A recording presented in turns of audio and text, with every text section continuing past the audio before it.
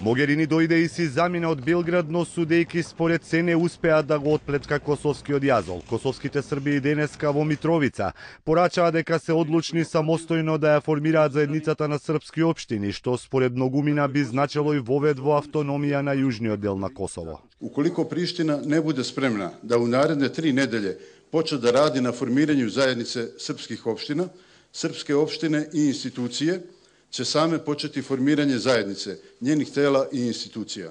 Од Приштина стигна експресна порака, ако се случи тоа повторно ке апсиме.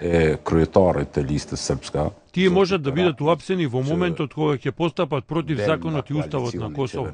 Треба да се знае дека секој чекор на владата на Харадинај е во соработка со нашите западни сојузници.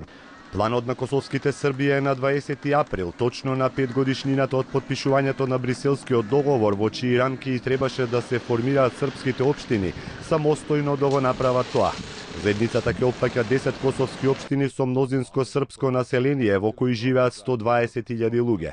Таа ќе има свој председател, заменик, совет, како и општина, чија основна цел ќе биде да го подобри животот на србите.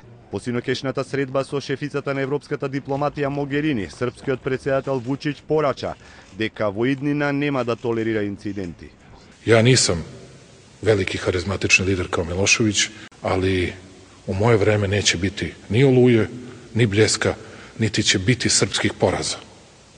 To je ono što sam obećao narodu i to će tako da bude. По завчерашниот инцидент во кој беше уапсен и протеран Марко Ѓурич, српската листа која има 9 пратеници во Косовското собрание соопшти дека излегува од владината коалиција на Харадинај.